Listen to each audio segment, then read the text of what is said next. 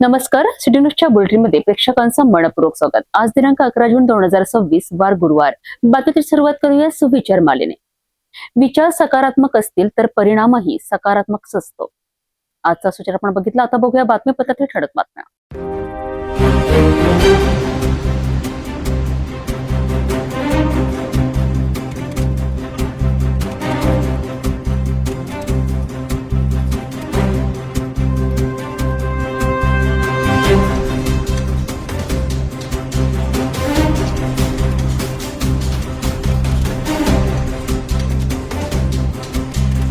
आपण ठळक बातम्या बघितल्या. आता घेऊया छोटासा ब्रेक. शादी और ब्याह की शुरुआत आराधना साड़ी के साथ. Aradhana wholesale shopping mall L2 Bijland complex, Nandgaon Peth, Amravati, Jawahar road, Amravati. ब्रेकनंतर बघूया सविस्तर बातम्या. सुरुवातीला एक नजर टाकूया शहरातील गुन्हेगारी क्षेत्रातील घडामोडींवर.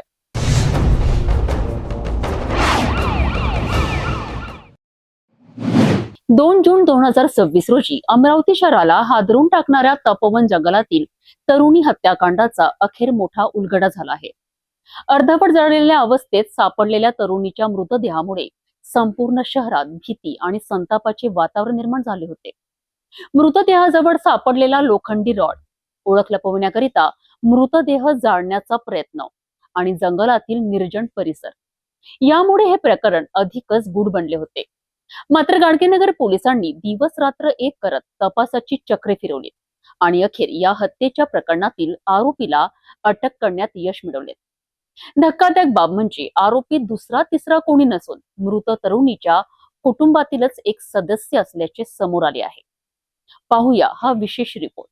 2 जून 2026 रोजी अमरावतीच्या तपोवन परिसरामागील जंगलात एका तरुणीचा अर्धवट जळालेल्या अवस्थेतील मृतदेह आढळून आला आणि संपूर्ण शहरात खळबळ उडाली. मृतदेहाजवळ लोखंडी रॉड आढळून आल्याने सुरुवातीपासूनच ही हत्या असल्याचा संशय व्यक्त केला जात होता. ओळख पटू नये म्हणून मृतदेह जाळण्याचा प्रयत्न करण्यात आल्याचाही प्राथमिक अंदाज पोलिसांनी वर्तवला होता.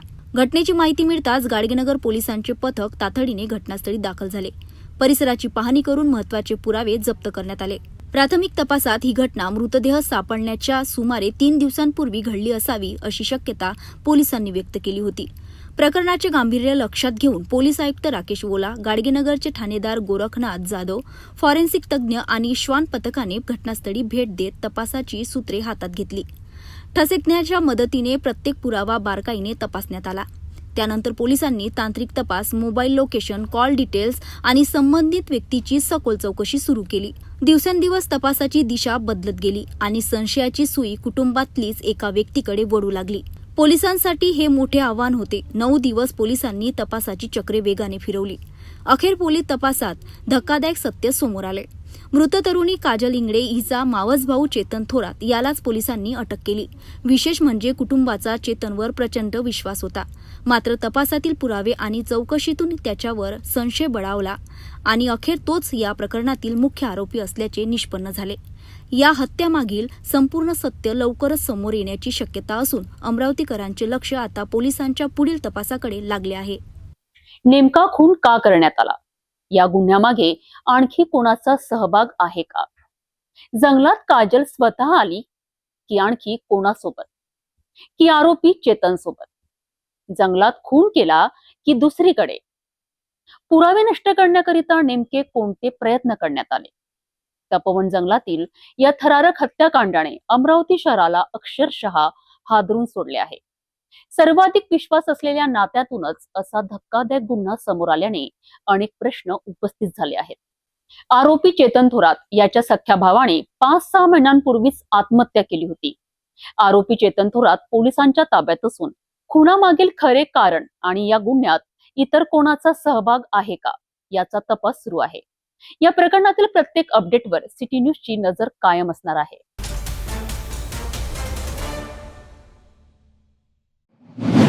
अमरावती शहरात महिलेच्या हँडबॅग मधनं चोरीला गेलेले सोन्याचे मंगळसूत्र अवघ्या काही तासात शोधून काढण्यात सिटी कोतवाली पोलिसांना मोठे यश मिळाले आहे. गुप्त माहितीच्या आधारे पोलिसांनी आरोपीला ताब्यात घेत चोरीचा मुद्देमाल जप्त केला असून या कारवाईमुळे शहरातील चोरट्यांमध्ये खळबळ उडाली आहे. अमरावती शहरातील जस्तम चौक परिसरात घडलेल्या चोरीच्या गुन्ह्याचा सिटी कोतवाली पोलिसांनी यशस्वी छडा लावला आहे. परवीन शेख मजहर अल्लाह या आपल्या पतीसोबत मुथूट फायनान्स येथे सोन्याची मंगळसूत्र पोत गहाण ठेवण्यासाठी गेल्या होत्या. मात्र पॅन कार्ड नसल्यामुळे त्यांना ती प्रक्रिया पूर्ण करता आली नाही. यानंतर त्या पॅन कार्ड बनवण्यासाठी जुनी तहसीलकडे जात असताना त्यांच्या हँडबॅगची चेन उघडली असल्याचे त्यांच्या लक्षात आले. बॅगची तपासणी केली असता त्यामधील सोन्याची मंगळसूत्र पोत चोरीला गेल्याचे आढळून आले. शोध घेऊनही ती न सापडल्याने अज्ञात चोराविरोधात सिटी कोतवाली पोलीस ठाण्यात गुन्हा दाखल करण्यात आला. चोरीला गेलेल्या मंगळसूत्राची किंमत सुमारे 52,000 रुपये असून त्याचे वजन अंदाजे 7 ते 8 ग्रॅम असल्याचे सांगण्यात आले. गुन्ह्याचा तपास सुरू असताना पोलिसांना गुप्त बातमीदारामार्फत महत्वाची माहिती मिळाली. या माहितीच्या आधारे पोलिसांनी नानिया गैनिया पवार या संशयित आरोपीला त्याच्या राहत्या ठिकाणावरून ताब्यात घेतले. पोलीस चौकशी दरम्यान आरोपीने गुन्ह्याची कबुली दिली. त्यानंतर त्याच्याकडून चोरीला गेलेले मंगळसूत्र जप्त करण्यात आले. कायदेशीर प्रक्रिया पूर्ण करून सर्वोच्च न्यायालयाच्या निर्देशनानुसार आरोपीला समजपत्रावर रिहा करण्यात आल्याचीही माहिती पोलिसांनी दिली आहे. ही यशस्वी कारवाई पोलीस आयुक्त राकेश वोला, पोलीस उपायुक्त श्याम घुगे आणि सहाय्यक पोलीस आयुक्त संजय खताडे यांच्या मार्गदर्शनाखाली करण्यात आली. तपास पथकातील वरिष्ठ पोलीस निरीक्षक रोशन शिरसाट, पोलीस निरीक्षक रामदास पालवे, उपनिरीक्षक तुषार गावंडे, रंगराव जाधव तसेच इतर पोलीस कर्मचाऱ्यांनी या कारवाईत महत्वाची भूमिका बजावली. सिटी कोतवाली पोलिसांच्या तत्पर तपासामुळे चोरीला गेलेले मंगळसूत्र परत मिळाले असून आरोपीचाही पर्दाफाश झाला आहे. या कारवाईमुळे पोलिसांच्या कार्यक्षमतेचे पुन्हा एकदा दर्शन घडले आहे. नागरिकांनीही सतर्क राहून आपल्या मौल्यवान वस्तूंची काळजी घेण्याचे आवाहन पोलिसांनी केले आहे.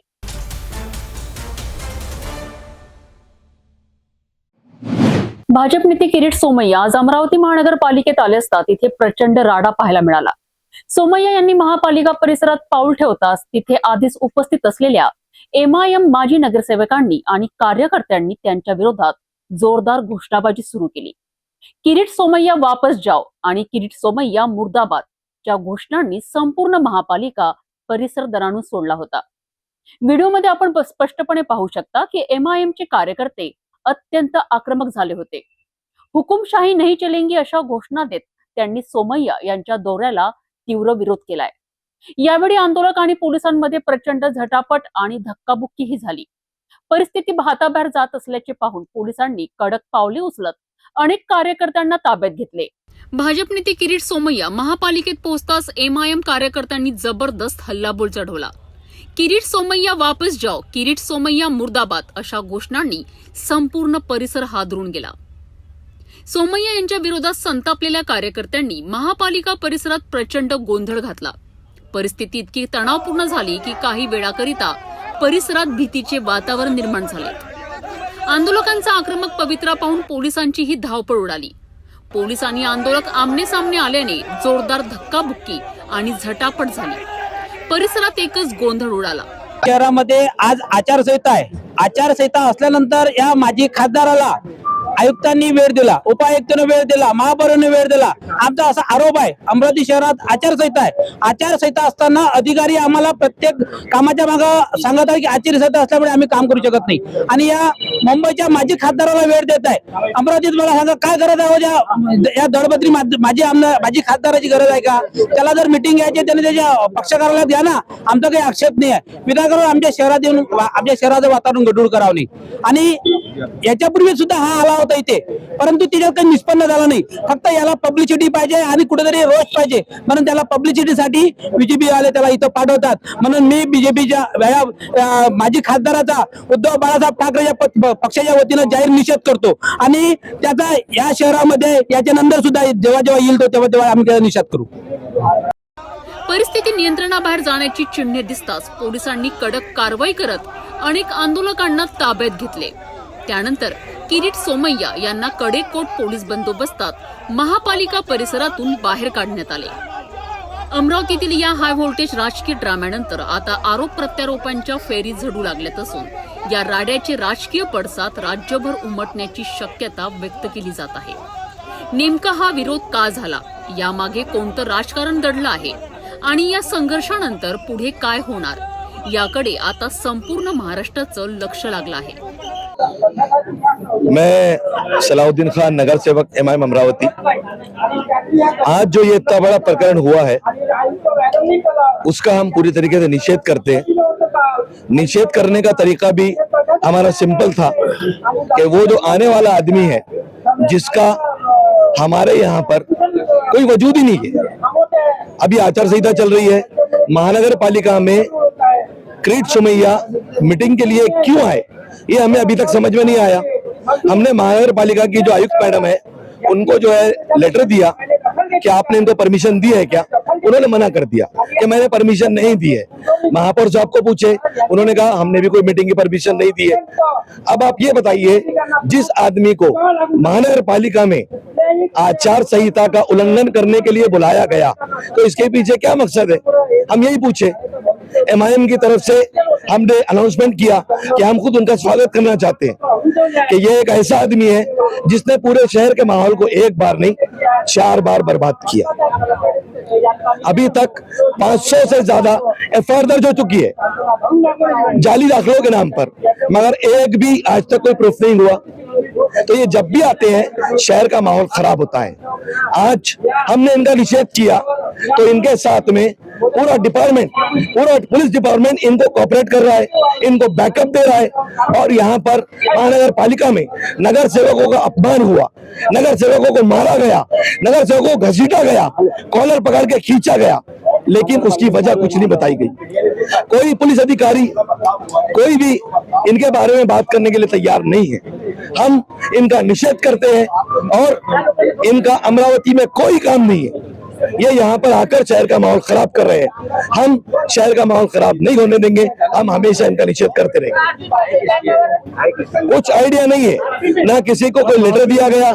हमने आयुक्त मैडम को बोला कि ये जो मीटिंग हो रही है उसमें हम 5 लोगों को बैठने की परमिशन दिया जाए, हम भी तो देखें कि आखिर मीटिंग क्या हो रही है।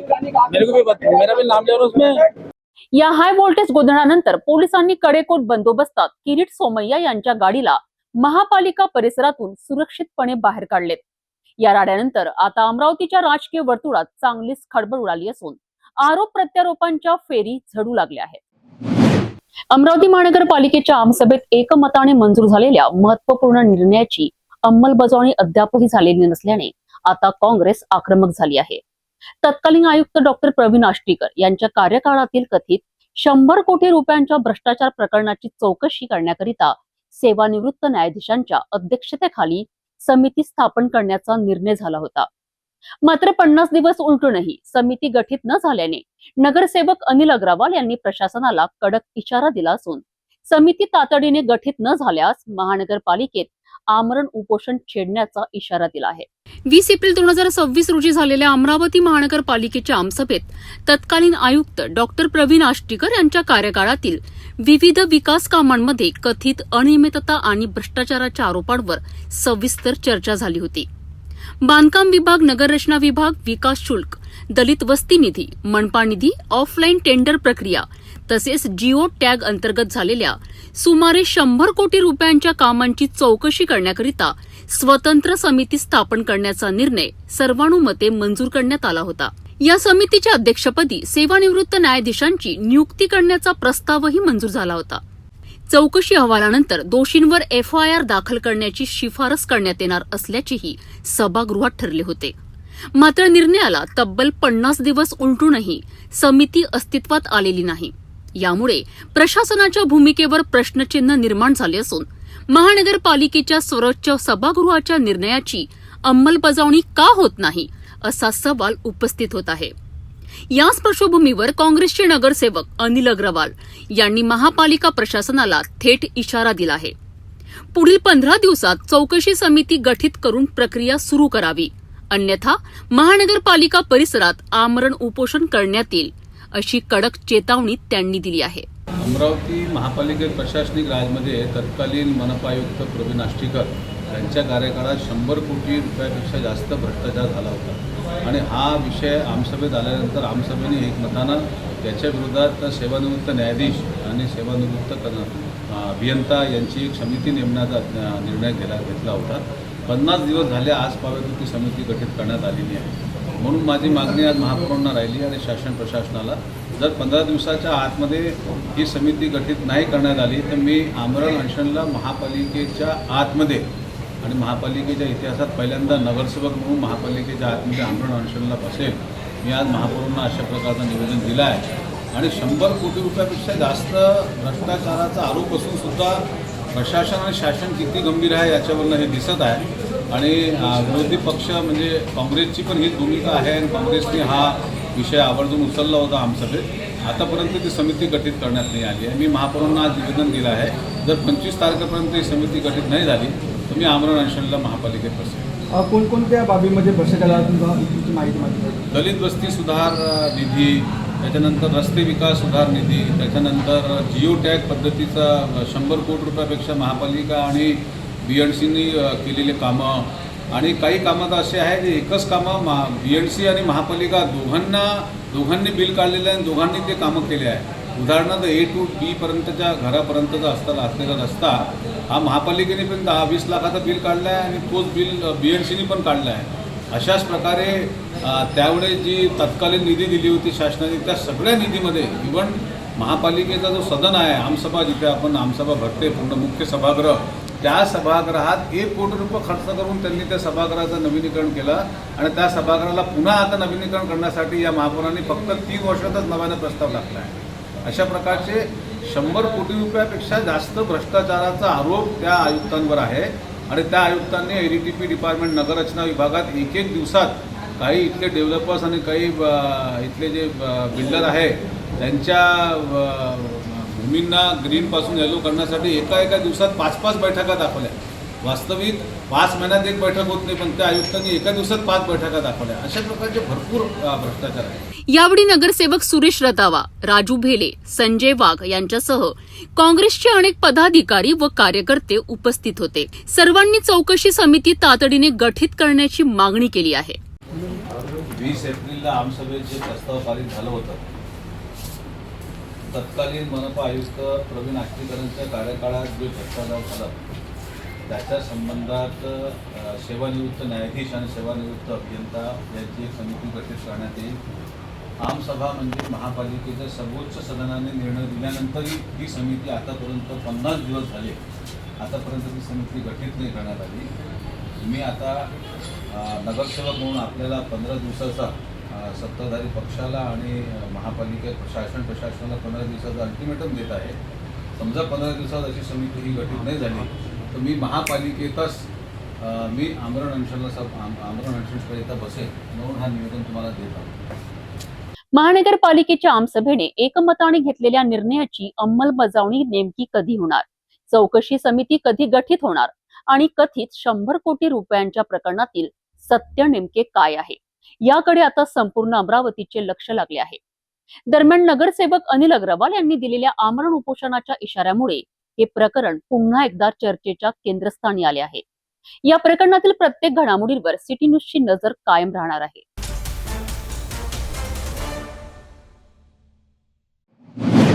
बडनेरा बसस्थानक परिसरातील अवैध प्रवासी वाहतुकीवर आता एसटी महामंडळाने धडक कारवाई सुरू केली आहे. बसस्थानकाच्या 200 मीटर परिसरात नो पार्किंग झोन लागू करण्यात आला असून एसटी बसेस वगळता खासगी प्रवासी वाहनांना प्रवेश आणि पार्किंग करण्यास मनाई करण्यात आली आहे. मात्र मोहिमेच्या सुरुवातीलाच नियमांचे उल्लंघन समोर आल्याने या कारवाईच्या प्रभावीतेवर प्रश्नचिन्ह उपस्थित होत आहे. राज्याचे परिवहन मंत्री प्रताप सरनाईक अमरावती दौऱ्यावर आल्यानंतर एसटी महामंडळाने अवैध प्रवासी वाहतुकी विरोधात विशेष मोहीम सुरू केली आहे. या मोहिमेअंतर्गत जिल्ह्यासह राज्यातील सर्व बसस्थानकांच्या 200 मीटर परिसरात नो पार्किंग झोन लागू करण्यात आला आहे. या क्षेत्रात एसटी बसेस वगळता कोणत्याही खासगी प्रवासी वाहनाला उभे राहण्यास किंवा पार्किंग करण्यास परवानगी नाही. बडनेरा बसस्थानक परिसरातही या मोहिमेचा प्रारंभ करण्यात आला. एसटी महामंडळ, वाहतूक पोलीस आणि दक्षता विभागाच्या संयुक्त पथकांनी विशेष तपासणी मोहीम राबवली. अवैध प्रवासी वाहतुकीमुळे एसटी महामंडळाच्या महसुलावर मोठा परिणाम होत असल्याने ही कारवाई करण्यात येत आहे. मोटार वाहन कायदा कलम 122 आणि 177 अंतर्गत नियमांचं उल्लंघन करणाऱ्या वाहनांवर दंडात्मक कारवाईचा इशारा प्रशासनाने दिला आहे. मात्र मोहिमेच्या दुसऱ्याच दिवशी बसस्थानकाच्या 200 मीटर परिसरात लक्झरी बसेस आणि खासगी प्रवासी वाहने उभी असल्याचे चित्र समोर आले. त्यामुळे ही मोहीम केवळ काही दिवसांची औपचारिकता ठरणार की प्रत्यक्षात कठोर कारवाई होणार याबाबत नागरिकांमध्ये चर्चा सुरू झाली आहे. आणि प्रवासी वाहतूकदारांना नियमांचे पालन करण्याचे आवाहन केले असून बसस्थानक परिसरातील वाहतूक अधिक शिस्तबद्ध करण्यासाठी सातत्याने कारवाई सुरू राहणार असल्याचे सांगितले आहे. माझं नाव पवन किशोर देशमुख. मी बडनेरा अमरावती 2 इथे आगार व्यवस्थापक आहे. आम्हाला एक माननीय आमचे राज्याचे मंत्री प्रतापदादा सरनाईक यांच्या आदेशानुसार व आमच्या IPS मॅडम नव्याने डॉक्टर प्रियंकाजी नन्नावरे या संयुक्त बैठक होऊन आगाराच्या 200 मीटर अवैध प्रवासी वाहतूक जी चालत आहे त्याबद्दल आळा घालण्यासाठी आम्हाला कडक आदेश देण्यात आले आहे. बऱ्याचशा गाड्यांना दंड करतो आहे. दंड वसूल करून आपल्या STचं उत्पन्न कसं वाढलं पाहिजे, काय वाढलं पाहिजे ही आमच्या राज्याचे परिवहन मंत्री यांची संकल्पना आहे. त्या संकल्पनेशी जुळूनच आम्ही हे आमचे कर्तव्य बजावत आहे. लोकांवर आपण कारवाई केली, गाड्यांवर कारवाई केली. बडनेराच्या ज्या पोलीस स्टेशनच्या अंतर्गत आतापर्यंत 12 गाड्यांवर कारवाई झालेली आहे. यवतमाळ, अकोला, कारंजा, वाशिम अशा ठिकाणी या लक्झरी चालतात. त्या लक्झरी हे प्रवासी स्टँडमधून आवाज देऊन कधीकधी आपल्या गेटवरूनच हे प्रवासी पळवतात. या कारवाईने प्रवाशांची संख्या वाढलेली आहे. 200 मीटरचा क्रायटेरिया कसा ठरवतो आपण? आपले कंपाऊंड, आपल्या आगाराची जी कंपाऊंड असते त्या कंपाऊंडच्या शेवटच्या टोकापासून 200 मीटर आपल्याला मोजावं लागते. तिथे आपल्याला नो पार्किंग झोन 200 मीटर जो बोर्ड लावायचा आहे. ते दोन्ही बोर्ड बडनेरा आगारात लावले आहे. तसेच राजापेठला पण ते बोर्ड लावण्यात आलेले आहे आणि त्याची खबरदारी आम्ही पोलीस प्रशासनामार्फत घेण्यात येते. कंटिन्यू आपला त्याचा आढावा घेण्यात येईल, पोलीस प्रशासनाला पत्र देण्यात येईल आणि त्यांच्याकडून दंड वसूल करून या गाड्यांवर कसा आळा घालण्यात येईल याबाबत आम्ही आमचे हे प्रयत्न हे सदैव चालू राहील. याआधी कारवाई झालेली नाही. मोठ्या प्रमाणात बसस्थानकासमोर खाजगी वाहने उभे राहत होती. यामध्ये पोलीस प्रशासन आणि महामंडळाच्या कर्मचारी आणि अधिकाऱ्यांचा त्यात साठेल होते असा नागरिकांचा आरोप आहे. यावर काय बोलणार? याआधी पण कारवाई झालेली आहे, पण मध्यंतरीत काही दिवस या कारवाईकडे दुर्लक्ष झाले असल्यामुळे यांचं प्रमाण अवैध वाहतुकीचं वाढलं होतं. आता ही माननीय प्रतापदादा सरनाईक यांनी आम्हाला, राज्याचे मंत्री जे आहेत परिवहन खात्याचे, यांनी आम्हाला आदेश दिलेले आहे. त्यांच्या आदेशाचे पालन असतं जीवन वानखडे आमचे वरिष्ठ सुरक्षा रक्षक यांनी सक्त आदेश दिले आहेत. कोणतीही हायगाई या संदर्भात खपवून घेतली जाणार नाही. सगळ्यांवर कारवाई होईल. त्या कारणास्तव आता अवैध प्रवासी वाहतुकीचा हा मोठा विषय आहे. त्या कारणास्तव आम्ही यापुढे कधीच असे होणार नाही की अवैध प्रवासी वाहतुकीच्या कारवाई केली. रॅली ट्रॅव्हल्स हे लोक जबरीने जी गाडी अर्धा घंटा यायला उशीर असले अशा लोकांना बोलवून फूस लावून गाडीत बसून घेऊन जातात. त्या कारणास्तव ST महामंडळाचा आर्थिक नुकसान होते. आपल्याला तोटा भरून काढण्यासाठी इथे प्रयत्न करायचा. त्यामुळे हा मोठा उपाययोजना आम्ही केलेली आहे. अवैध प्रवासी वाहतुकीमुळे ST महामंडळाला आर्थिक फटका बसत असल्याचा दावा प्रशासनाकडून केला जात आहे. मात्र या मोहिमेची खरी परीक्षा येत्या काही दिवसात होणार आहे. नियमभंग करणाऱ्यांवर सातत्याने कारवाई होते का याकडे नागरिक आणि प्रवाशांचे लक्ष लागले आहे.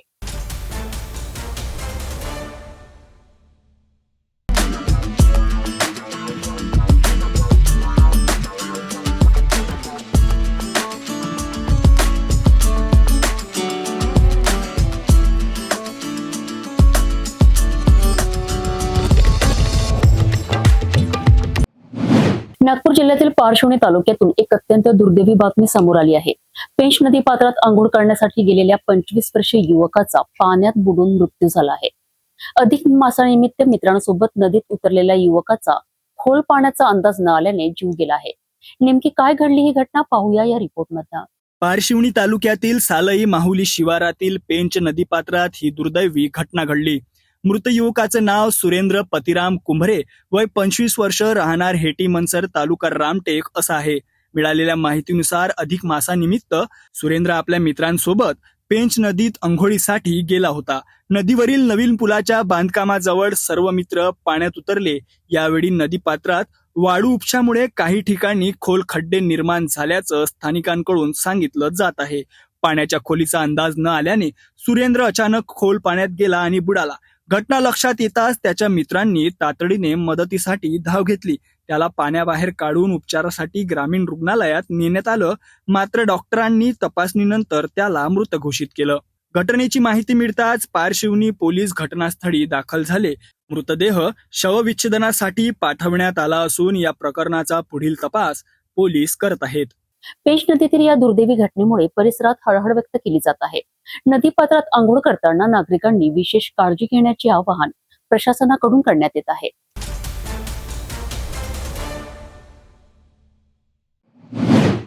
नागपूरच्या MP बस स्टँडवर गुरुवारी संध्याकाळी मोठी दुर्घटना टळली. छिंदवाडा सौसर मार्गावर जाण्यासाठी सज्ज असलेल्या एका खासगी प्रवासी बसला अचानक भीषण आग लागली आणि काही क्षणातच संपूर्ण बस जळून खाक झाली.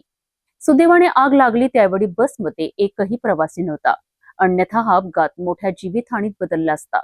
नेमकं काय घडलंय बघूया. नागपूरच्या MP बस स्टँड परिसरात गुरुवारी सायंकाळी 4:15 सुमारास एक धक्कादायक घटना घडली. छिंदवाडा सौसर मार्गावर धावणारी अमीना ट्रॅव्हल्सची MH49 AT 3249 क्रमांकाची बस प्रवासासाठी सज्ज होती. बस काही मिनिटातच रवाना होणार असतानाच अचानक धुराचे लोट बाहेर येऊ लागले आणि क्षणार्धार्थ आगीने रौद्ररूप धारण केले. प्रत्यक्षदर्शींनी दिलेल्या माहितीनुसार बसमधील शॉर्ट सर्किटमुळे ही आग लागल्याची प्राथमिक शक्यता वर्तवली जात आहे. आग इतकी भीषण होती की काही मिनिटातच संपूर्ण बस ज्वाळांच्या विळख्यात सापडली. बस स्टँड परिसरात एकच खळबळ उडाली आणि नागरिकांनी जीव वाचवण्याकरिता धावपळ सुरू केली. घटनेची माहिती मिळताच अग्निशामक दलाच्या 3 गाड्या तातडीने घटनास्थळी दाखल झाल्यात. दमकल कर्मचाऱ्यांनी शर्थीचे प्रयत्न करत आगीवर नियंत्रण मिळवलेत, मात्र तोपर्यंत बस पूर्णपणे जळून खाक झाली होती. या घटनेतील सर्वात दिलासादायक बाब म्हणजे आग लागली त्यावेळी बसमध्ये एकही प्रवासी नव्हता. स्थानिकांच्या मते अवघ्या 5 मिनिटांनंतर बस प्रवाशांनी भरली असती. त्यामुळे ही आग काही मिनिटे उशिरा लागली असती तर मोठी जीवितहानी होण्याची शक्यता नाकारता आली नसती. घटनेनंतर पोलीस आणि अग्निशामक विभागाने तपास सुरू केला असून आगीचे नेमके कारण शोधले जात आहे. दरम्यान बस स्टँडवरील इतर बसांचीही तपासणी करण्यात येत असून सर्व ट्रॅव्हल्स चालक आणि मालकांना वायरिंग तसेच फायर सेफ्टी यंत्रणांची नियमित तपासणी करण्याच्या सूचना देण्यात आल्या आहेत. यहाँ के जो लोग बता रहे हैं कि बैटरी में शॉर्ट सर्किट होने के कारण अंगार लगी है, पर अपन अभी अंगार बुझाने का काम कर रहे हैं, कूलिंग का काम चालू है. पहले बहुत ही धुआं था कि पूरी बस आग की लपेटे में आ गई थी. हमको 16:16 को कॉल आया हमारे कंट्रोल रूम में. वैसे वहाँ से तुरंत एक सिविल अग्निशामक केंद्र की पूरी टीम और वाहन के साथ घटनास्थल पर पहुंची. आग पर नियंत्रण पा लिया था, पर पानी की और बौछार होने के कारण कॉटन मार्केट अग्निशामक केंद्र की गाड़ी 1-2 मिनट के अंतर से वो तुरंत घटनास्थल पर पाचारण किया वाहन को. और मुझे मैं घटना स्पॉट पे पहुंचने के बाद और मुझे पानी की आवश्यकता लगती है और मैंने एक छोटी सा फायर टेंडर, एक हमारा मिनी फायर टेंडर है, वो भी घटनास्थल पर दाखिल किया है. आग पूरी नियंत्रण में है, आग पूरी अभी बुझ गई है, गाड़ी का पूरा नुकसान हो चुका है. नागपूरच्या MP बस स्टँडवरील या घटनेने खासगी प्रवासी बसच्या सुरक्षिततेचा प्रश्न पुन्हा एकदा ऐरणीवर आणला आहे. सुदैवाने कोणतीही जीवितहानी झाली नाही, मात्र काही मिनिटांचा फरक मोठ्या दुर्घटनेत बदलू शकला असता. आगीमागील नेमकं कारण तपासानंतर स्पष्ट होणार असले तरी बसमधील सुरक्षा उपाययोजनांबाबत अधिक सतर्कता आवश्यक असल्याचे या घटनेतून समोर आले आहे.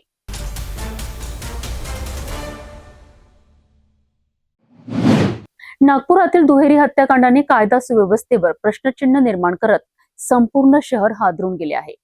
फळांच्या दुकानातील कामावरून काढून टाकल्याच्या वादातून 2 तरुणांची निर्गुण हत्या करण्यात आल्याची धक्कादायक घटना सक्करदरा पोलीस ठाण्याच्या हद्दीत घडली. विटा, दगड आणि धारदार चाकूने हल्ला करून 2 जणांचा जीव घेतल्यानंतर आरोपी फरार होण्याच्या तयारीत होते.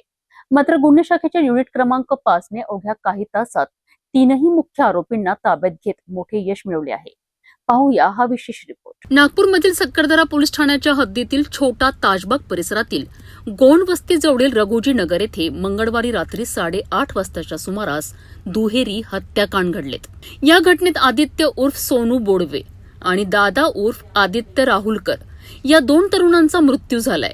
प्राथमिक तपासात समोर आलेल्या माहितीनुसार फळांच्या दुकानातील कामावरून काढून टाकल्याच्या कारणावरनं मृतक आणि आरोपी यांच्यात आधी वाद झाला होता. वादाचे रूपांतर हाणामारीत झाल्यानंतर आरोपी वैभव उर्फ दादू डोंगरे, वेदांत उर्फ डब्बा डबीर आणि अभिषेक उर्फ तात्या राऊत यांनी संतापाच्या भरात विट्या, दगड आणि धारदार चाकूने दोघांवर जीवघेणा हल्ला केला. या हल्ल्यात दोघेही गंभीर जखमी झालेत आणि त्यांचा मृत्यू झाला. घटनेनंतर आरोपींनी पळ काढण्याचा प्रयत्न केला, मात्र गुन्हे शाखा युनिट क्रमांक 5च्या पथकाने तांत्रिक तपास आणि गुप्त माहितीच्या आधारे विहीरगाव परिसरातील गारगोटी नाल्याजवळ सापळा रचून तीनही मुख्य आरोपींना ताब्यात घेतले. आरोपींची वैद्यकीय तपासणी करून त्यांना पुढील कारवाईकरिता सक्करदरा पोलिसांच्या ताब्यात देण्यात आले आहे. या दुहेरी हत्याकांडामुळे नागपूर शहरात भीतीचे वातावरण निर्माण झाले असून पोलिसांचा तपास वेगाने सुरू आहे. पकडलेले आरोपी 3 आरोपी आहेत. त्यामध्ये एक आरोपी वैभव उर्फ दादू प्रदीपराव डोंगरे, वय 30 वर्ष, राहणार नरसाळा दिघोरी. दुसरा आरोपी वेदांत उर्फ डब्बा अजय डबीर, वय 20 वर्ष, राहणार रघुजी नगर, मनीष इलेक्ट्रिकच्या जवळ, नागपूर. तिसरा आहे अभिषेक उर्फ तात्या उत्तम राऊत, वय 26 वर्ष, राहणार नवीन नंदनवन पाण्याच्या टाकीजवळ, पांडव कॉलेजच्या बाजूला. असे 3 आरोपी आम्ही ताब्यात घेऊन त्यांच्यावरती पोलीस स्टेशन सक्करदरा या ठिकाणी पुढील कायदेशीर कारवाई करण्यात आलेली आहे. आणि यामधील जे 2 महत्त्वाचे विटनेस होते ते सुद्धा आम्ही ताब्यात घेऊन त्यांचा या गुन्ह्यात सहभाग आहे किंवा कसे याबद्दलची अधिक माहिती पोलीस स्टेशन सक्करदरा करून त्यांच्यावरती पुढील कारवाई करण्याची तयारी दर्शवत आहे. फळांच्या दुकानातील वादातून सुरू झालेला संघर्ष अखेर 2 तरुणांच्या जीवावर बेतला. मात्र गुन्हे शाखेच्या जलद कारवाईमुळे 3ही मुख्य आरोपी पोलिसांच्या जाळ्यात अडकले आहेत. या प्रकरणात आणखी कोणते धक्कादायक खुलासे समोर येतात याकडे आता सर्वांचे लक्ष लागले आहे.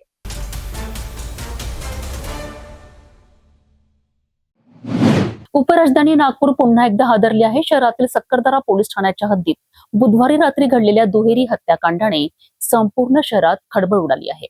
अज्ञात हल्लेखोरांनी 2 तरुणांच्या डोक्यात दगडाने वार करत त्यांची निर्घृण हत्या केल्याची धक्कादायक घटना समोर आली आहे. नागपूर शहरातील सक्करदरा पोलीस ठाण्याच्या हद्दीत असलेल्या कमला नेहरू महाविद्यालयाजवळ बुधवारी रात्री हे थरारक दुहेरी हत्याकांड उघडकीस आलं. मिळालेल्या प्राथमिक माहितीनुसार 2 तरुणांवर अज्ञात हल्लेखोरांनी जीवघेणा हल्ला केला. हल्लेखोरांनी दोघांच्याही डोक्यात मोठ्या दगडाने ठेचून त्यांची अत्यंत क्रूरपणे हत्या केल्याचा संशय व्यक्त केला जात आहे. घटनेची माहिती मिळताच सक्करदरा पोलीस तातडीने घटनास्थळी दाखल झालं. पोलिसांनी परिसराची नाकेबंदी करून तपासाला सुरुवात केली. मृतांपैकी एका तरुणाची ओळख आदित्य उर्फ सोनू बोंडवे अशी पटली आहे, तर दुसऱ्या मृत तरुणाची ओळख पटविण्याचे काम सुरू असून घटनास्थळी फॉरेन्सिक पथकानं पाहणी करून महत्त्वाचे पुरावे गोळा केले आहेत. तसेच परिसरातील सीसीटीव्ही फुटेज आणि तांत्रिक तपासाच्या आधारे आरोपींचा शोध घेण्याचे काम युद्धपातळीवर सुरू आहे. या दुहेरी हत्याकांडामुळे सक्करदरा परिसरासह संपूर्ण नागपूर शहरात भीती आणि चिंतेचं वातावरण निर्माण झालंय. दुहेरी हत्याकांडामागील नेमके कारण अद्याप स्पष्ट झाले नसले तरी पोलिसांनी तपासाची चक्रे वेगाने फिरवली आहेत. आरोपींचा शोध घेण्याकरिता सीसीटीव्ही फुटेज आणि तांत्रिक पुराव्यांची मदत घेतली जात आहे. या प्रकरणातील पुढील घडामोडींवर सर्वांचे लक्ष लागले आहे.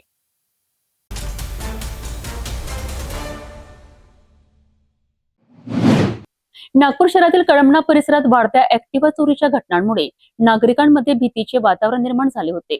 मात्र कळमना पोलिसांनी अत्यंत शिताफीने तपास करत एका सराईत चोरट्याला अटक केली असून त्याच्याकडून चोरीच्या 4 ऍक्टिव्हा दुचाकी जप्त करण्यात आल्या आहेत. सीसीटीव्ही फुटेज आणि तांत्रिक तपासाच्या आधारे पोलिसांनी ही मोठी कामगिरी केली आहे. कळमना परिसरात गेल्या काही महिन्यांपासून ऍक्टिव्हा दुचाकी चोरीच्या घटनांमध्ये वाढ होत होती. 31 मे 2026 रोजी शेख रज्जाक शेख नबी यांनी आपल्या घरासमोर उभी केलेली होंडा ऍक्टिव्हा अज्ञात चोरट्याने चोरून नेली होती. या प्रकरणी कळमना पोलीस ठाण्यात गुन्हा दाखल करण्यात आला आणि पोलिसांनी तपासाची चक्रे वेगाने फिरवली. जानेवारी 2026 पासून घडलेल्या सर्व ऍक्टिव्हा चोरीच्या घटनांचा पोलिसांनी सखोल अभ्यास केला. तपास पथकाने प्रत्येक घटनास्थळावरील सीसीटीव्ही फुटेज गोळा करून त्याचे बारकाईने विश्लेषण केले. तपासादरम्यान सर्व चोरीच्या घटना एकाच पद्धतीने केल्या जात असल्याचे पोलिसांच्या लक्षात आले. चोरडा गल्लीबोळात फिरून लॉक नसलेल्या दुचाकी शोधायचा आणि त्या काही अंतरापर्यंत ढकलत नेऊन नंतर पळून न्यायचा. गुप्त बातमीदार आणि तांत्रिक तपासाच्या आधारे पोलिसांनी निलेश छगन देवगडे या आरोपीला ताब्यात घेतले. चौकशी दरम्यान आरोपीकडून चोरीच्या 4 ॲक्टिवा दुचाकी जप्त करण्यात आल्या. विशेष म्हणजे आरोपी 12वी पर्यंत विज्ञान शाखेत शिक्षण घेतलेला असून वाईट संगत आणि मौज मजेसाठी वाहन चोरी करत असल्याची कबुली त्याने दिली. या यशस्वी कारवाईमुळे परिसरातील ॲक्टिवा चोरीच्या अनेक घटनांचा उलगडा होण्याची शक्यता व्यक्त केली जात आहे. ही कारवाई पोलीस आयुक्त डॉक्टर रवींद्र कुमार सिंगल, सहपोलीस आयुक्त नवीनचंद्र रेड्डी, अप्पर पोलीस आयुक्त वसंत परदेशी, पोलीस उपआयुक्त नित्यानंद झा आणि सहाय्यक पोलीस आयुक्त रोहित ओव्हाळ यांच्या मार्गदर्शनाखाली करण्यात आली. तपास पथकातील वरिष्ठ पोलीस निरीक्षक प्रवीण काडे, करीम पठाण, गजानन राऊत आणि त्यांच्या सहकाऱ्यांनी या कारवाईत महत्त्वाची भूमिका बजावली.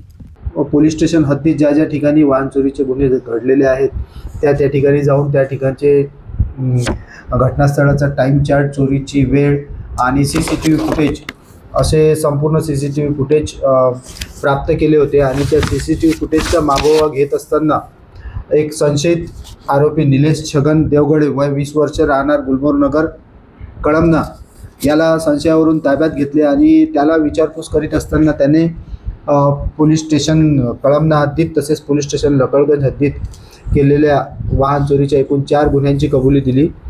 त्याच्याकडून 4ही वाहने जप्त करण्यात आलेले आहेत. अशा प्रकारे वेगवेगळ्या गुन्ह्यात चोरीस गेलेले 4 वाहने जप्त करून 4 गुन्हे उघडकीस आणलेले आहेत. कळमना पोलिसांच्या सतर्क तपासामुळे वाहन चोरी करणारा आरोपी गजाआड झाला असून चोरीच्या 4 दुचाकीचीही जप्त करण्यात आले आहेत. नागरिकांनी आपली वाहने पार्क करताना सुरक्षित लॉकचा वापर करावा आणि संशयास्पद हालचाली दिसल्यास तात्काळ पोलिसांना माहिती द्यावी, असे आवाहन पोलिसांकडून करण्यात आले आहे.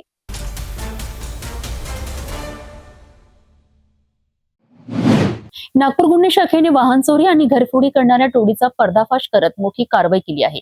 अवघ्या एका तपासातून तब्बल 13 गुन्हे उघडकीस आले असून 14 चोरीच्या दुचाकींसह 12 लाखांहून अधिक रुपयांचा मुद्देमाल जप्त करण्यात आला आहे. या कारवाईमुळे शहरातील वाहन चोरींच्या टोळीला मोठा धक्का बसला आहे. गुन्हे शाखा युनिट क्रमांक 5ला मिळालेल्या गुप्त माहितीच्या आधारे सम्राट अशोक चौक परिसरात विशेष सापळा रचण्यात आला. भारत कंपनी पेट्रोल पंपाजवळ संशयास्पदरित्या बसलेल्या 2 तरुणांना पोलिसांनी ताब्यात घेतलं. चौकशीत आरोपी आकाश उर्फ भुऱ्या परिहार आणि एका विधिसंघर्षित बालकाने धक्कादायक खुलासे केले. त्यांनी 2 महिन्यांपूर्वी यशोधरा नगर परिसरातून पांढऱ्या रंगाची ॲक्टिवा चोरी केल्याची कबुली दिली. तसेच 5 जून रोजी हुडकेश्वर पोलीस ठाण्याच्या हद्दीतील प्रणानगर परिसरातील बंद घर फोडून सोने चांदीचे दागिने आणि लॅपटॉप चोरी केल्याचेही समोर आले. पोलिसांनी आरोपींकडून चोरीची ॲक्टिवा, मोबाईल, लॅपटॉप, सोन्या चांदीचे दागिने आणि इतर मौल्यवान वस्तू जप्त केल्या. या तपासादरम्यान आणखी मोठा खुलासा झाला. विविध पोलीस ठाण्यांच्या हद्दीतून चोरीला गेलेल्या तब्बल 14 दुचाकी वाहनांचा शोध लावण्यात पोलिसांना यश आलंय. यशोधरानगर, लकडगंज, इमामवाडा, सक्करदरा, धंतोली, अंबाझरी आणि कन्हान पोलीस ठाण्यांमधील एकूण 13 गुन्हे या कारवाईत उघडकीस आले आहेत. जप्त करण्यात आलेल्या 14 दुचाकी वाहनांची किंमत सुमारे 10,30,000 रुपये असून चोरीचा इतर माल मिळून एकूण 12,61,000 रुपयांचा मुद्देमाल हस्तगत करण्यात आलाय.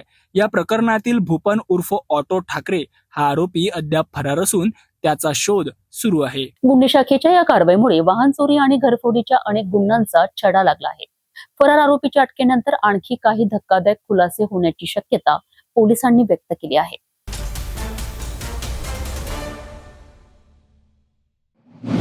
रामटेक तालुक्यातील मुख्यमंत्री बळीराजा शेत पांधन रस्ता योजनेवरून मोठा वाद निर्माण झाला आहे. या योजनेत कोट्यवधी रुपयांचा भ्रष्टाचाराचा आरोप करण्यात आला असून जुन्या रस्त्यांना नव्याने स्वरूप देत निधीचा गैरवापर झाल्याचा दावा करण्यात आला आहे. भाजप नेते आणि पांधन रस्ता योजना समितीचे सहअध्यक्ष उदयसिंह यादव यांनी हे गंभीर आरोप केल्याने प्रशासनात या घटनेची जोरदार चर्चा सुरू झाली आहे. पाहूया हा विशेष रिपोर्ट. रामटेक तालुक्यातील मुख्यमंत्री बळीराजा शेतपांधन रस्ता योजनेतील कामांवर गंभीर प्रश्न उपस्थित करण्यात आले आहेत. भाजप नेते तथा मुख्यमंत्री बळीराजा शेतपांधन रस्ता योजना समितीचे सहअध्यक्ष उदयसिंह यादव यांनी योजनेत मोठ्या प्रमाणात अनियमितता झाल्याचा आरोप केला आहे. त्यांच्या म्हणण्यानुसार यापूर्वी विविध योजना अंतर्गत करण्यात आलेले अनेक पांधन रस्ते सध्याच्या योजनेत नव्याने बांधल्याचे दाखविण्यात आले आहेत. जुन्या रस्त्यांना नव्याचे स्वरूप देऊन सुमारे 2.5 ते 3 कोटी रुपयांच्या निधीचा अपहार झाल्याचा संशय त्यांनी व्यक्त केलाय. तो कुछ रास्ते ऐसे 25 से 30 रास्ते जो इसके पहले भी हो चुके हैं, ऑलरेडी वो रास्ते बन चुके हैं, तो उसको फिर से बनाने की कोई ज़रूरत नहीं है. उनके नाम पे बेफजूल पैसा निकाला जाएगा. तो अंजादन 2.5 से 3 करोड़ रुपए का उसमें अपहार हो जाएगा. यह अनियमितता नहीं होनी चाहिए, इसलिए मैंने वहाँ शिकायत दी SDO साहब को रामटेक कि आप इसकी सारे जितने रास्ते प्रस्तावित है जो मंजूर है उनकी एक बार फिर से पुनर्परीक्षण कर लीजिए, उनकी जांच कर लीजिए. प्रत्यक्ष उनको देखने के बाद जो रास्ते मंजूर है या मजबूत बने हुए हैं उनको कैंसिल करके किसानों की जहाँ पे भी मांग है वहाँ पे हम दूसरे रास्ते मंजूर कर देंगे. तो जो डबल रास्ते बने हैं और उनके वर्क ऑर्डर हम दे चुके हैं वो सारे रास्ते एक बार चेक करके कैंसिल किए जाए, ऐसी मैंने शिकायत किया. और शिकायत के अनुसार कुछ अधिकारियों ने उन रास्तों की तपासनी भी की.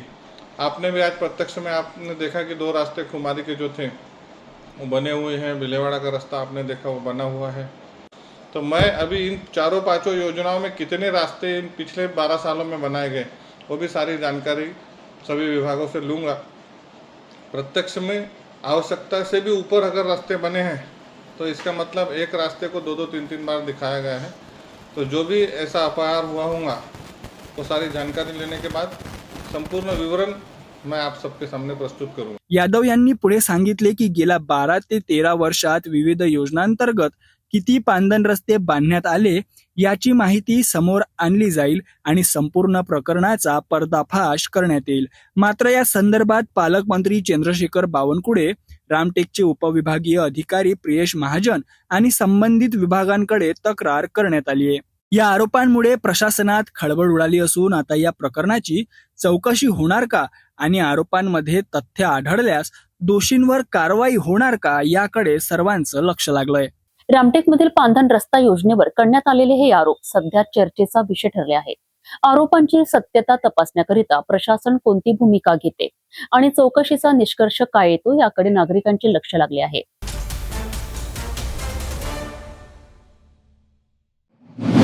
गडचिरोली जिल्ह्यातील अहेरी नगर परिषदेचे कर अधिकारी वैभव पांढरे यांच्यावर झालेल्या जीवघेण्या हल्ल्याचे पडसाद आता राज्यभर उमटू लागले आहेत.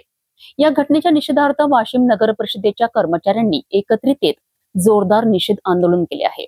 घोषणाबाजी करत आरोपींवर कठोर कारवाईची मागणी यावेळी करण्यात आली आहे. जाहीर निषेध, हल्ल्याचा जाहीर निषेध,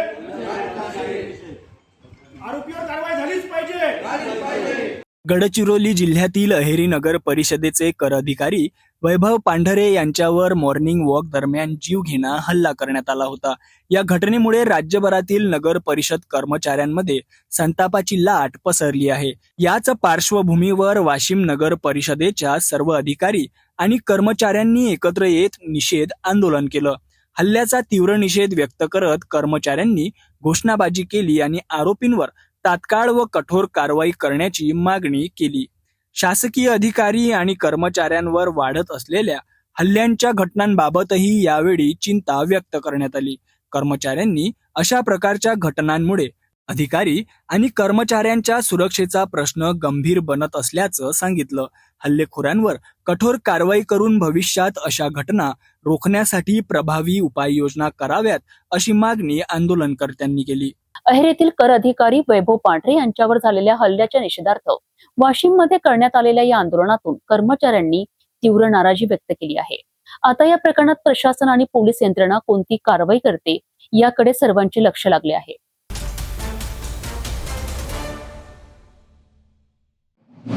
एकीकडे शेतीला आणि पाणी पुरवठ्याला जीवनदान देणारे पैनगंगा नदीवरील बॅरेज आता पूर्णपणे कोरडे पडले आहेत. वाशिम आणि हिंगोली जिल्ह्याच्या सीमेवर असलेल्या तब्बल 11 बॅरेजमध्ये पाण्याचा थेंबही शिल्लक नसल्याचं चित्र समोर आलं आहे. त्यामुळे शेतकरी, ग्रामस्थ आणि प्रशासनाची चिंता वाढली असून आगामी काळातील पाणी टंचाईचे संकट अधिक गडद होण्याची शक्यता व्यक्त केली जात आहे. वाशिम आणि हिंगोली जिल्ह्याच्या सीमेवरून वाहणारी पैनगंगा नदी परिसरातील शेती आणि पाणी पुरवठ्यासाठी महत्वाची जीवनवाहिनी मानली जाते. या नदीवर उभारण्यात आलेल्या 11 बॅरेजमुळे हजारो हेक्टर शेतीला सिंचनाचा आधार मिळत होता. मात्र यंदा परिस्थिती पूर्णपणे बदललेली दिसत आहे. फेब्रुवारी महिन्यापासूनच या सर्व बॅरेजमधील पाणी साठा संपुष्टात आला असून अनेक बॅरेज पूर्णपणे कोरडे पडले आहेत. यामुळे परिसरातील शेतकरी आणि नागरिकांमध्ये चिंता व्यक्त केली जात आहे. विशेष म्हणजे 2018 मध्ये वाशिम शहराची वाढती पाण्याची गरज लक्षात घेऊन आळगाव बॅरेजमधून शहराला पाणी पुरवठा करण्याचा प्रस्तावही समोर आला होता. मात्र स्थानिक ग्रामस्थांच्या विरोधामुळे ती योजना पुढे सरकली नव्हती. आज परिस्थिती अशी आहे की ज्या बॅरेजमधून शहराची तहान भागवण्याचा विचार झाला होता तेच आळगाव बॅरेज मागील 2 महिन्यांपासून पूर्णपणे कोरडे पडले आहे. तज्ज्ञांच्या मते वाढते तापमान, कमी झालेला पाणीसाठा आणि मोठ्या प्रमाणावर होणारा पाण्याचा उपसा यामुळे ही गंभीर परिस्थिती निर्माण झाली आहे. यामुळे आगामी उन्हाळा आणि पुढील काही महिन्यातील पाणी उपलब्धतेबाबत प्रश्नचिन्ह निर्माण झालंय. पेनगंगा नदीवरील बॅरेज कोरडे पडल्याने केवळ शेतीच नव्हे तर भविष्यातील पिण्याच्या पाण्याचाही प्रश्न गंभीर बनू शकतो. पावसाळा वेळेत आणि समाधानकारक झाला तरच या संकटातून दिलासा मिळण्याची शक्यता आहे. अन्यथा आगामी काळात पाणी टंचाईचे मोठे आव्हान निर्माण होऊ शकते.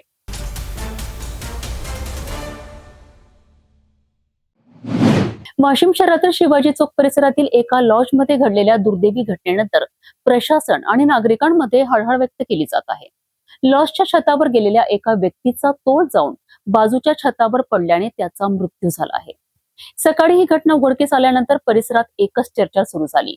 नेमकं काय घडलं पाहूया हा रिपोर्ट. वाशिम शहरातील शिवाजी चौक परिसरात असलेल्या एका लॉजमध्ये ही दुर्दैवी घटना घडली.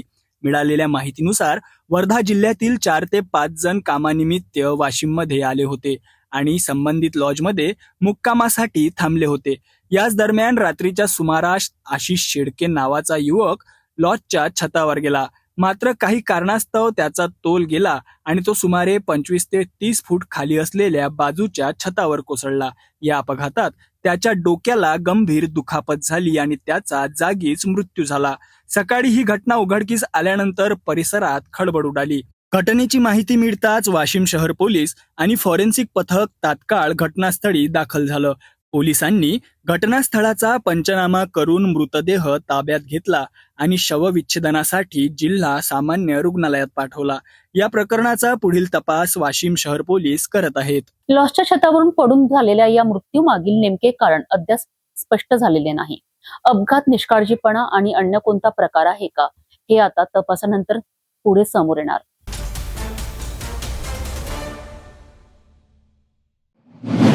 यंदा हळदीच्या लागवड क्षेत्रात वाढ झाली आहे. उत्पादनाच्या आशाही उंचावल्यात. परंतु मान्सूनने दिलेल्या हुलकावणीमुळे आता शेतकऱ्यांच्या चिंतेत भर पडली आहे.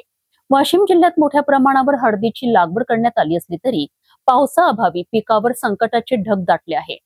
अनेक ठिकाणी हळदीचे बेंड सुकू लागले असून शेतकऱ्यांच्या डोळ्यासमोर लाखो रुपयांचे नुकसान उभे ठाकले आहे. जूनच्या सुरुवातीलाच मान्सून दाखल होईल या अपेक्षेने वाशिम जिल्ह्यातील शेतकऱ्यांनी मे महिन्याच्या अखेरच्या आठवड्यात हळदीची लागवड सुरू केली. विशेषतः वाशिम तालुक्यातील आडोडी परिसरात 500 एकराहून अधिक क्षेत्रावर हळदीची लागवड करण्यात आली आहे. हळद हे नगदी आणि खर्चिक पीक मानलं जातं. बियाणे, मशागत, मजुरी आणि खतांसाठी मोठा खर्च करावा लागतो. त्यामुळे यंदा चांगल्या उत्पादनाच्या आशेने अनेक शेतकऱ्यांनी हळदीकडे मोर्चा वळवला. मात्र अपेक्षित पाऊस न झाल्यानं आणि मान्सून लांबल्यानं हळदीच्या पिकाला मोठा फटका बसू लागलाय. ज्या शेतकऱ्यांकडे सिंचनाची सुविधा उपलब्ध नाही किंवा पाण्याचा साठा मर्यादित आहे अशा शेतांमध्ये हळदीचे बेन जमिनीतच सुकण्यास सुरुवात झाली आहे. काही ठिकाणी कंदकडे काडे पडून कुजण्याच्याही घटना समोर येत आहेत. त्यामुळे शेतकऱ्यांच्या चिंतेत आणखी भर पडली आहे.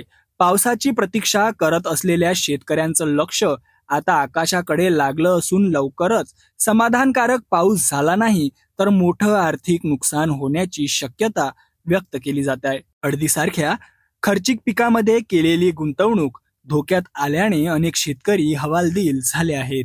एकीकडे वाढती उत्पादन खर्चाची कसरत आणि दुसरीकडे पावसाची अनिश्चितता. अशा दुहेरी संकटात हळद उत्पादक शेतकरी अडकला आहे. येत्या काही दिवसात चांगला पाऊस झाला तरच हे पीक वाचण्याची आशा आहे. अन्यथा शेतकऱ्यांना मोठ्या आर्थिक फटक्याला सामोरे जावे लागू शकते.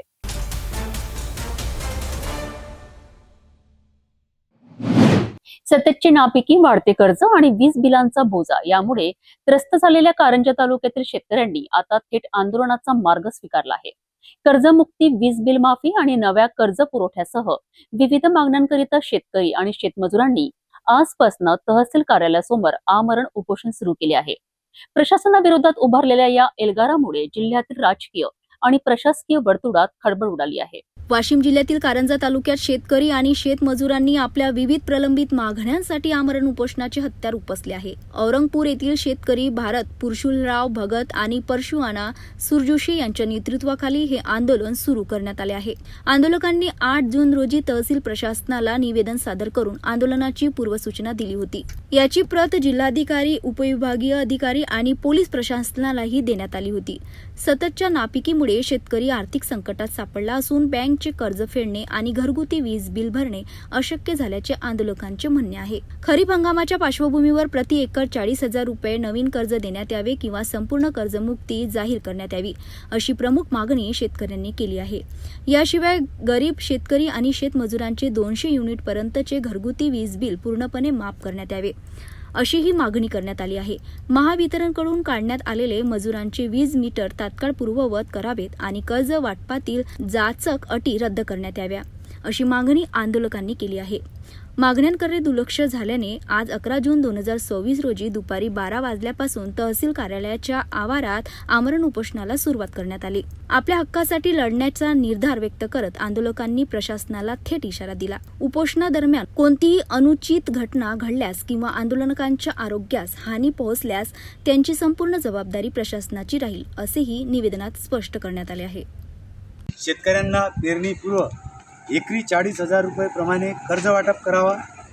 तसेच संपूर्ण कर्जमुक्ती सेवा सहकारी सोसायटी कामरगाव यांनी शेतकऱ्यांच्या धनादेशाचा दुरुपयोग केला आणि शेतकऱ्यांवर 138चे खोटे गुन्हे दाखल केले. हे सर्व गुन्हे मागे घेऊन शेतकऱ्यांना न्याय द्यावा. तसेच शेतकरी शेतमजुरांना 200 युनिटपर्यंत वीज विनामूल्य द्यावी. तसेच शेतकरी शेतमजुरांच्या मजुरांना सिव्हिलची अट रद्द करून त्यांना तात्काळ 2 दिवसाच्या आत कुठल्याही बँकेने, कुठल्याही पतसंस्थेने, कुठल्याही मायक्रो फायनान्सने तात्काळ कर्ज पुरवठा करावा. कारंजा तालुक्यातील शेतकऱ्यांच्या या आंदोलनाकडे आता संपूर्ण जिल्ह्याचे लक्ष लागले आहे. प्रशासन या मागण्यांवर काय निर्णय घेते आणि आंदोलनाची पुढील दिशा काय असते हे पाहणे महत्त्वाचे ठरणार आहे. मात्र सध्या तरी आपल्या हक्कांसाठी शेतकरी रस्त्यावर उतरल्याचे चित्र कारंजात पाहायला मिळत आहे.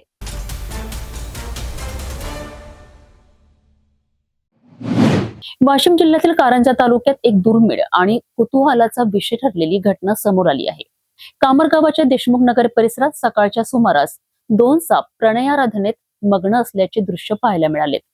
या दुर्मिळ दृश्याकडे परिसरातील नागरिकांनी मोठी गर्दी केली.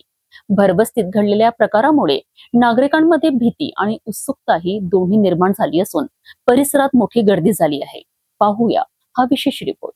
कारंजा तालुक्यातील कामरगाव येथील देशमुख नगर परिसरात आज सकाळी नागरिकांना एक दुर्मिळ दृश्य पाहायला मिळालं. 2 साप प्रणयराधनेत मग्न अवस्थेत दिसून आल्याने परिसरात एकच खळबळ उडाली. ही माहिती वाऱ्यासारखी पसरताच परिसरातील नागरिकांनी घटनास्थळी गर्दी केली. अनेकांनी आपल्या मोबाईलमध्ये या दुर्मिळ दृश्याचं चित्रीकरणही केलं. सापांचा हा प्रकार पाहून काही नागरिकांमध्ये कुतूहल निर्माण झालं तर काहींमध्ये भीतीचं वातावरणही निर्माण झालं.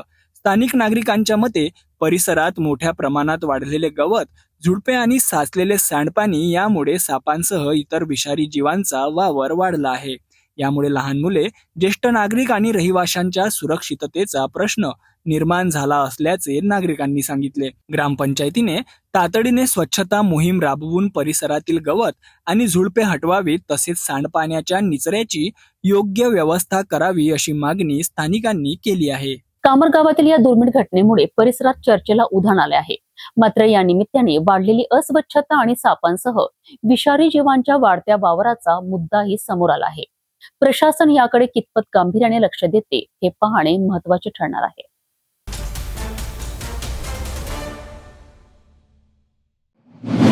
अधिक मास यात्रेसाठी गेलेल्या भाविकांवर काळाने घाला घातला आहे.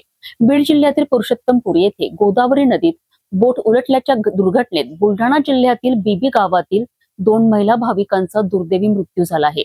या घटनेमुळे संपूर्ण गावावर शोककळा पसरली असून सर्वत्र हळहळ व्यक्त केली जात आहे. बीड जिल्ह्यातील पुरुषोत्तमपुरी येथे अधिक मास यात्रेनिमित्त मोठ्या संख्येने भाविक दाखल होतात. देशातील एकमेव भगवान पुरुषोत्तम मंदिरासाठी प्रसिद्ध असलेल्या या तीर्थक्षेत्रात दर्शनासाठी बुलढाणा जिल्ह्यातील लोणार तालुक्यातील बीवी गावातील काही महिला भाविकही गेल्या होत्या. दरम्यान गोदावरी नदी पार करण्यासाठी भाविकांनी बोटीत प्रवेश केला. मात्र क्षमतेपेक्षा जास्त प्रवासी बसविल्याने नदीच्या मध्यभागी बोटीचा तोल गेला आणि बोट अचानक उलटली. बोट उलटल्यानंतर एकच गोंधळ उडाला. सर्व भाविक नदीत पडले. स्थानिक नागरिक, स्वयंसेवक आणि प्रशासनाने तातडीने बचाव कार्य सुरू केलं. अनेक भाविकांना सुरक्षित बाहेर काढण्यात यश आलं आहे. मात्र बीवी गावातील प्रणिला शेषराव राठोड वय 60 वर्षे आणि कांताबाई ज्ञानोबा आंधळे वय 55 वर्षे या 2 महिला पाण्यात बुडाल्याने त्यांचा दुर्दैवी मृत्यू झाला. या घटनेची माहिती गावात पोहोचताच बीबी परिसरात शोककळा पसरली. नातेवाईक आणि ग्रामस्थांनी हळहळ व्यक्त केली. दरम्यान शवविच्छेदनाची प्रक्रिया पूर्ण झाल्यानंतर दोन्ही महिलांचे पार्थिव बीबी येथे आणण्यात आले. बुधवारी सायंकाळी उशिरा शोकाकुल वातावरणात त्यांच्यावर अंत्यसंस्कार करण्यात आले. अंत्यसंस्कारावेळी ग्रामस्थ, नातेवाईक आणि विविध क्षेत्रातील मान्यवर मोठ्या संख्येने उपस्थित होते. पुरुषोत्तमपुरी येथील या दुर्घटनेने 2 कुटुंबियांवर दुःखाचा डोंगर कोसळला आहे. यात्रेसाठी गेलेल्या 2 महिला भाविकांचा झालेला मृत्यू संपूर्ण बीबी गावासाठी वेदनादायी ठरला आहे. या दुर्घटनेची चौकशी आणि संबंधितांना मदत याकडे आता सर्वांचे लक्ष लागले आहे.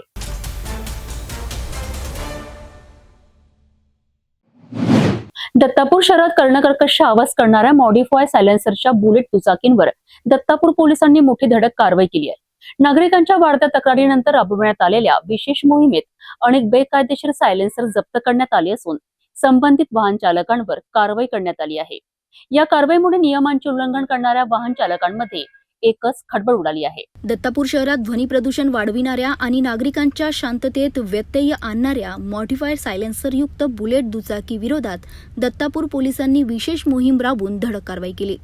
शहरातील अनेक भागांत काही युवकांकडून बुलेट दुचाकीमध्ये नियमबाह्य बदल करून मोठा आणि कर्कश आवाज करणारे सायलेन्सर बसविले जात असल्याच्या तक्रारी नागरिकांकडून सातत्याने पोलिसांकडे येत होत्या. या आवाजामुळे विद्यार्थी, ज्येष्ठ नागरिक, रुग्ण तसेच सर्वसामान्य नागरिकांना मोठा त्रास सहन करावा लागत असल्याचेही समोर आले होते. याच पार्श्वभूमीवर दत्तापूर पोलिसांनी विशेष तपासणी मोहीम हाती घेत संशयित दुचाकींची कसून तपासणी केली. या मोहिमेदरम्यान अनेक मॉडिफाय सायलेन्सर युक्त बुलेट दुचाकी आढळून आल्या. पोलिसांनी बेकायदेशीर सायलेन्सर जप्त करत संबंधित वाहन चालकांवर नियमानुसार कारवाई केली. या कारवाईमुळे शहरातील नियमाबाह्य मॉडिफिकेशन करणाऱ्यांचे धाबे दणाणले असून कायद्यांचे उल्लंघन करणाऱ्यांना स्पष्ट संदेश मिळाला आहे. ही कारवाई दत्तापूर पोलीस स्टेशनचे ठाणेदार गिरीश तातोड, सहाय्यक पोलीस निरीक्षक गजानन गाजभारे, वाहतूक पोलीस कर्मचारी रवी पाखरे, नारायण फट तसेच इतर पोलीस कर्मचाऱ्यांनी यशस्वीरित्या पार पाडली. यावेळी पोलिसांनी वाहन चालकांना वाहतूक नियमांचे पालन करण्याचे आवाहन केले. दुचाकी चालविताना हेल्मेटचा वापर अनिवार्य असून हेल्मेट हे अपघाताच्या वेळी जीव वाचविणारे प्रभावी सुरक्षा कवच असल्याचेही सांगितले. दत्तापूर पोलिसांच्या या जनहिताच्या कारवाईचे नागरिकांकडून स्वागत होत असून भविष्यातही अशाच विशेष मोहीम राबवून नियमांचे उल्लंघन करणाऱ्यांवर कठोर कारवाई करण्यात येणार असल्याचा इशारा पोलीस प्रशासनाने दिला आहे. दत्तापूर पोलिसांच्या या कारवाईमुळे ध्वनी प्रदूषण करणाऱ्या वाहन चालकांना मोठा धक्का बसला आहे. नागरिकांच्या सुरक्षिततेकरिता आणि शांततेकरिता अशा प्रकारच्या मोहिमा पुढेही सुरू राहणार असल्याचे पोलिसांनी स्पष्ट केले आहे. त्यामुळे वाहतूक नियमांचे पालन करणे आणि बेकायदेशीर मॉडिफिकेशन करणे हेच प्रत्येक वाहन चालकाकरिता आवश्यक ठरणार आहे.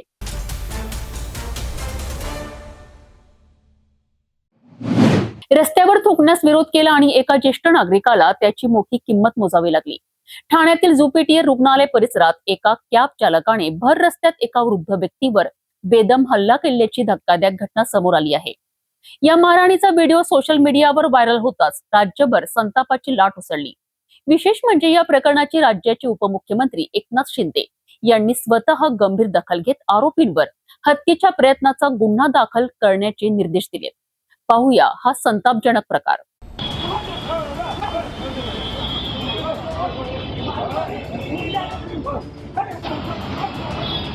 त्याला फ्रॅक्चर केला, त्याच्यावर 307 कलम दाखल करून टाका इमिजिएट. म्हणजे परत कोणी अरे त्याच्या मिसेसच्या समोर तो मारतोय तर ते अटेम्प्ट टू मर्डर करायला लावून टाका त्याच्यावर.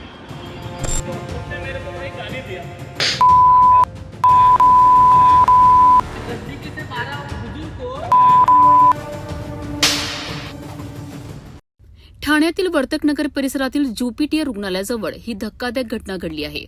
वृद्ध दाम्पत्य रस्त्याने जात असताना एका कॅब चालकाने भर रस्त्यात थुंकले. यावर ज्येष्ठ नागरिकांनी आक्षेप घेत थुंकू नका असे सांगितलेत. मात्र साध्या सूचनेचा राग मनात धरून चालकाने संतापाचा उद्रेक केला.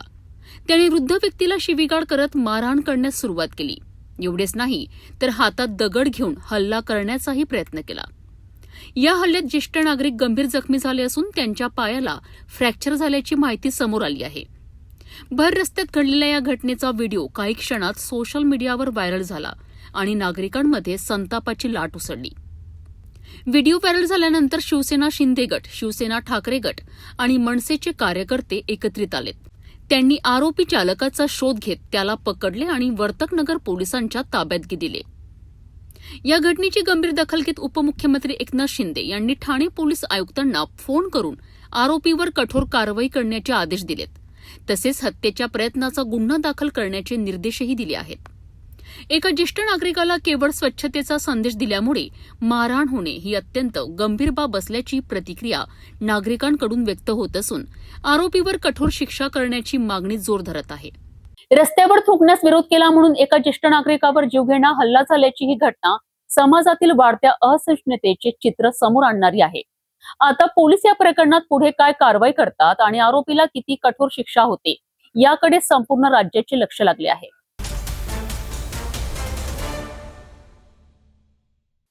जाता जाता पुन्हा एकदाच्या ठळक बातम्या.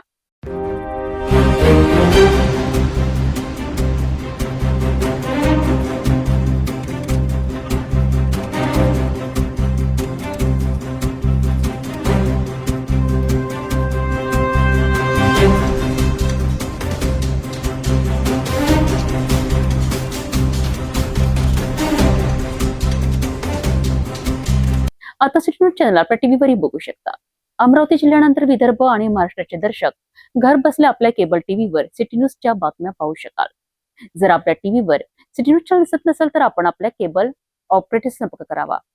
आपण सिटी न्यूज केबलच्या व्यतिरिक्त युट्यूब, फेसबुक, इंस्टाग्राम आणि ट्विटरवर बघू शकता. याकरिता सोशल मीडिया अकाउंट सबस्क्राईब करा, फॉलो करा, लाईक करा. युट्यूब अकाउंट सबस्क्राईब करण्याकरिता सबस्क्राईब बटनाला क्लिक करा आणि बेल आयकॉन दाबायला विसरू नका, कारण सर्वप्रथम समाचार आपल्यापर्यंत पोहोचणार आहेत. तसेच सिटीचे फेसबुक पेज लाईक करा, इंस्टाग्राम आणि ट्विटर हँडल फॉलो करा. आपण व्हॉट्सअपवर सुद्धा सूचना देऊन न्यूज प्राप्त करू शकता. व्हॉट्सअप नंबर स्क्रीनवर येत आहे. हे बातमीपत्र एवढ्यावरच थांबूया. पुन्हा भेटू नवीन घडामोडींसोबत. आपण बघत राहा फक्त सिटी न्यूज. हर खबर पर पैनी नजर, हर मुद्दे पर सटीक वार, यही है सिटी न्यूज की पहचान. जहाँ सच्चाई की आवाज दबाई जाती है वहाँ सिटी न्यूज उठाता है सवाल. हर स्क्रीन पर, हर प्लेटफॉर्म पर हमारी मौजूदगी बोलती है. सिटी न्यूज हमेशा सच के साथ.